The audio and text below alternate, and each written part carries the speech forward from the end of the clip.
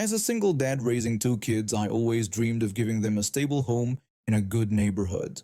After years of saving and working extra shifts at the hospital as a nurse, I finally managed to buy a house in the peaceful suburban area where my best friend lived. It was perfect, just a couple blocks from my kids' school, friendly neighbors, and that small town feel I'd always wanted for my family. My wife had passed away 5 years ago, and this move felt like a fresh start for all of us. The first 3 years were everything we'd hoped for. My kids made friends in the neighborhood. I could walk to my best friend's house for weekend barbecues, and our neighbors across the street would bring us holiday cookies every December. Life was good. Then COVID hit, and everything changed. Our neighbors across the street lost their jobs and had to move before the eviction moratorium kicked in. We helped them pack, and my kids cried when they left. Their daughter was in the same grade as my youngest. A month later, new tenants moved in, and that's when our nightmare began. The first time I met them, I tried to be welcoming. I introduced myself politely, explaining that I lived across the street with my two kids. The woman just stared at me like I was selling something and shut the door in my face.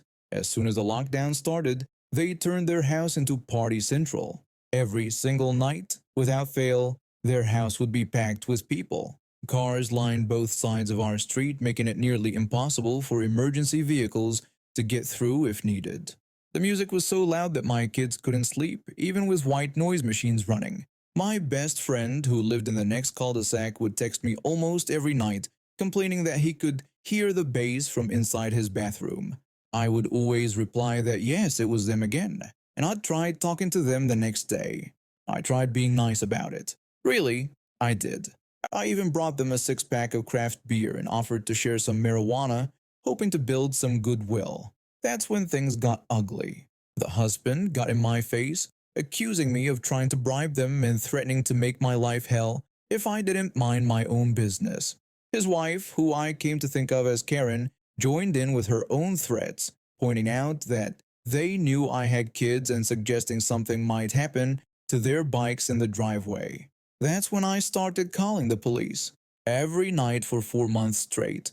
Other neighbors joined in too, but nothing changed. One by one, my neighbors started putting up for sale signs. I couldn't blame them, but I was still underwater on my mortgage and couldn't afford to move. Then came the final straw. A police officer showed up at my door one night and told me to stop calling them. He said the noise complaints were becoming a nuisance, and they had more important things to deal with. When I pointed out the threatening behavior and noise violations, he simply told me to either deal with it or move. That's when the housing market suddenly went crazy. Houses in our area were selling for $40,000 to $50,000 over appraisal.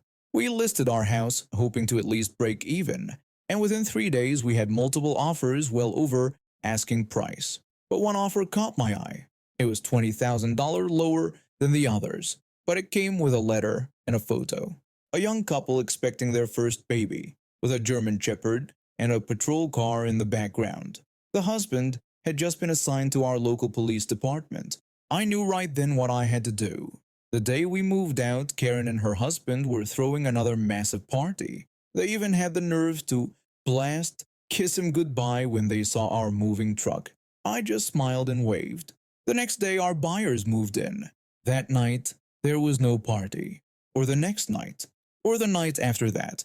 Now when I drive by to visit my best friend, I see Karen and her husband sitting quietly in their garage, looking absolutely miserable. Their party house has turned into a prison, with a patrol car parked right across the street.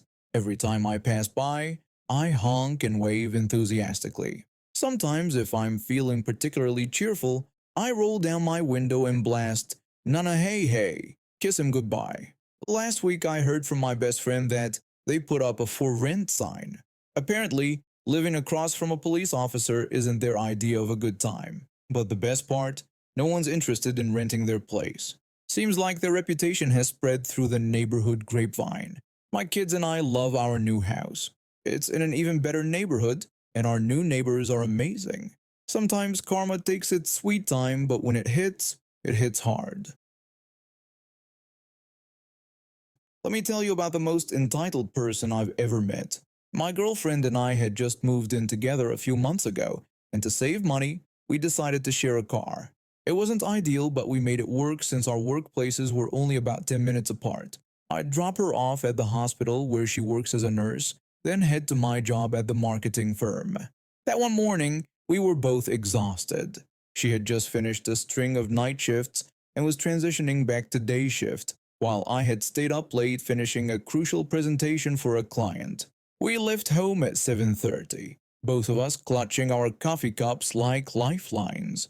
The morning was going as usual until we stopped at a red light downtown. We were first in line and traffic was backed up behind us. Typical rush hour stuff.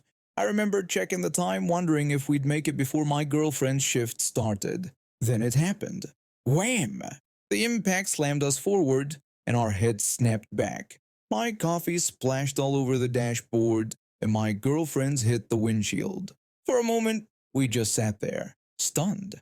I looked in the rearview mirror and saw a woman in a business suit still holding her phone. Great. The woman got out of her expensive SUV, and instead of apologizing, she had the nerve to complain about being late for work and demanded we make this quick. My girlfriend and I exchanged looks of disbelief. I calmly told her we needed to exchange insurance information and document the damage. That's when she had the audacity to suggest there was no proof she had caused the damage. Something in me snapped. Maybe it was the lack of sleep, or maybe it was watching my girlfriend rubbing her neck in pain, but I lost it. I started yelling about all the witnesses in the traffic behind us, the whiplash she'd given us, and pointed out the blue paint from her car that was now smeared all over our bumper. She remained completely unfazed and, straightening her blazer, tried to intimidate me by mentioning she worked with cops. I shot back with a sarcastic comment about working with cops, saying both facts were equally irrelevant to the situation. My girlfriend tried not to laugh despite her neck pain. The woman's face turned red, and she doubled down on her threats, telling me she had connections with the police department and that I should think about that. I called her out directly, asking if she was really trying to threaten me with her accounting job at the police station. We eventually got her information, though she wouldn't stop mentioning her police department connection every couple of minutes like it was some kind of magic spell that would make everything go away. Later that day, we filed a police report and contacted our insurance, but she wasn't done. She called me directly for one final attempt at intimidation, trying to get me to reconsider pursuing the claim by again bringing up her connections. I hung up mid-sentence, blocked her number, and called her insurance company. I made sure to tell them about how she'd tried to use her police department connection to intimidate us. They seemed very interested in that detail. A month later, I found out through a friend who works at the police department that she got in trouble for trying to use her position as a civilian administrator to intimidate citizens. Apparently, this wasn't the first time she'd pulled this stunt. She was suspended from her job for 2 weeks without pay. Now, whenever I see her around the neighborhood, I give her the biggest, brightest smile and wave enthusiastically. Sometimes I even point to my new bumper and give her a thumbs up. She always hurries away, and honestly, that's better than any wave back could ever be. My girlfriend and I still share a car, but now we have dash cams installed, front and back. You never know when you might meet another Karen in the wild. I'm a 17-year-old who basically acts as a second parent to my 6-year-old sister. Our parents work long hours, so I handle most of her day-to-day care. I do my schooling online, which lets me be there for her. People often mistake me for her dad, since I look older than my age, but I don't mind. I love taking care of her. The incident happened during winter break. Indiana winters can get pretty intense, and we were having a particularly snowy day. My sister and I were in our front yard building snowmen. It's our favorite winter activity. I do the heavy lifting while she makes the snowballs. We had just finished our 4th snowman when I decided to go make us some hot chocolate.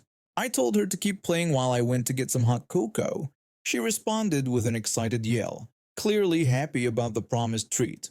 Our yard has a fence, so I thought it would be fine to pop inside for just a minute. That's when everything went wrong. I was in the kitchen when I heard crying.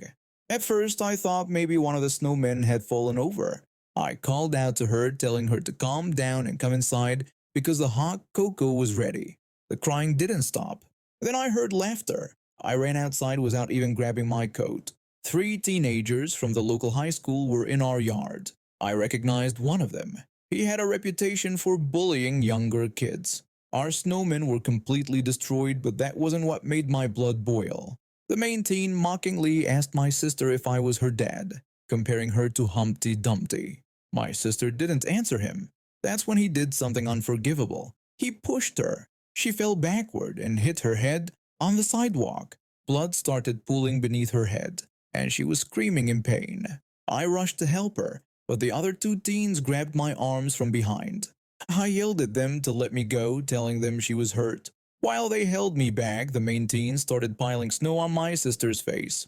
Her screams turned into weak whimpers, and I've never been more terrified in my life. Something in me snapped. I bit down hard on one teen's thumb until I tasted blood. He let go, screaming, and I charged at the main teen. I'm a big guy, 6 feet tall and 330 pounds. I've played football all my life, so I know how to use my size. I tackled him to the ground and started hitting him.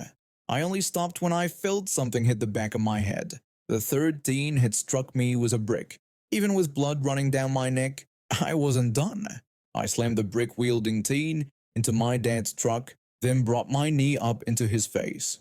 When he fell, I grabbed the brick and, well, let's just say he won't be using his hands the same way again. The third teen ran away and called the police, claiming I had killed his friends. I managed to call an ambulance for my sister before passing out. I woke up handcuffed to a hospital bed. My hands were broken in multiple places and I needed stitches in my head, but my sister was okay. She had lost blood, but would make a full recovery. The teens weren't so lucky. The one I bit nearly lost his thumb. The brick wielder lost 3 fingers and can't use his right hand anymore. The main teen who hurt my sister got the worst of it. Lost sight in one eye, fractured skull, broken jaw, missing teeth, and almost died from brain swelling. A police officer came to question me, but after reviewing our security footage, they ruled it as self-defense. No charges were filed. The teen's parents tried to press charges, but the video showed them assaulting a 6-year-old child and attacking me with a brick. They ended up getting charged instead. Those 3 teens got expelled and faced juvenile detention. Their parents had to pay for my sister's medical bills and our destroyed property. They also had to install better security cameras around our house. My sister recovered fully and still loves building snowmen, but now we only do it in our backyard where it's safer. I did break both my hands defending her, but I'd do it again in a heartbeat. Nobody messes with my little sister and gets away with it. Those teens learned that lesson the hard way. I've been working at this large car dealership for about 7 years now as a service writer. It's a pretty sweet gig. I basically act as the bridge between customers and our mechanics. After working my way up from being a mechanic myself, I found I had a knack for explaining technical stuff to customers in ways they could understand. Plus, I actually enjoy helping people figure out what's wrong with their cars. Well, most people anyway. Let me tell you about this absolutely wild situation that happened just last week. It started out as a totally normal Monday. It was pouring rain outside, which usually means a slower day for us. This woman comes in for some routine maintenance. Nothing major, just your standard service stuff. Everything was going fine until one of our porters had a minor fender bender with her car while moving it around the lot. Now these things happen occasionally and we always make it right. My manager immediately stepped in and assured her they would fix the bumper entirely at their cost, promising not to report it on the vehicle history. He also offered her a free rental car while they made the repairs. The woman seemed satisfied with this at first, even pleased about getting a free rental. Little did we know what was coming. A week later, her car was all fixed up, looking good as new. Our manager started calling her to come pick up her car and return the rental. She kept making excuses and refusing to come in. When she finally did show up, that's when things got really interesting. She bursts into the service center, already filming everything on her phone, demanding to have her lawyer and an independent appraiser present before accepting the vehicle back. She accused us of trying to pull the wool over her eyes, My manager, keeping his cool, told her that was completely her right, and she was welcome to have both an appraiser and lawyer examine the vehicle. However, he explained she would need to return our rental car now and take her vehicle while she arranged that. She refused outright and made an even more outrageous demand. She wanted a brand new car as replacement if the repairs were imperfect. My manager denied this request and again asked for the rental keys. While this is going on, my supervisor quietly slips out and strategically parks another vehicle to block in the rental car. Smart thinking on his part. When Karen storms out, planning to drive off in the rental, she finds herself blocked in. She started screaming at the top of her lungs, accusing us of trapping her in, claiming it was kidnapping and false imprisonment. She kept yelling that she was recording everything for her lawyer. She is literally screaming at the top of her lungs in an almost empty dealership, still recording everything on her phone. My manager, still maintaining his professional demeanor, explained that her car was completely unblocked and she was free to leave in her own car at any time. We just needed the rental keys returned. She continued being difficult, screaming that she wasn't leaving the rental car and we couldn't make her. That's when my manager had enough and called the police.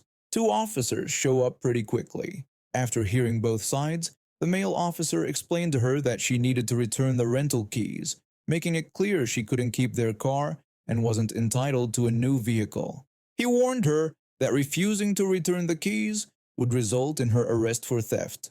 She tried to argue that we had damaged her car, but the female officer cut her off with an ultimatum: either hand over the keys voluntarily or she would personally remove them from her possession. She threw the keys at my manager with all the attitude she could muster and stormed off to her car. But here's the absolute best part. Remember that rental car she was trying to steal? Turns out it was actually one of our prize cars, meant for an upcoming dealership promotion. We were just using it temporarily as a loaner vehicle. A week later, I saw it being given away to the actual contest winner, a sweet elderly couple who couldn't have been more grateful. And we later found out Karen tried to leave negative reviews everywhere she could, but since she'd recorded everything herself, we just responded by posting clips from her own video showing how reasonable we'd been. Those reviews disappeared pretty quickly after that. My wife and I had been working overtime for 3 years straight to save for our dream house. Between her nursing job and my teaching position, we barely had time for vacations. When we won an all-expenses-paid luxury trip to the Maldives through a radio contest, we were thrilled.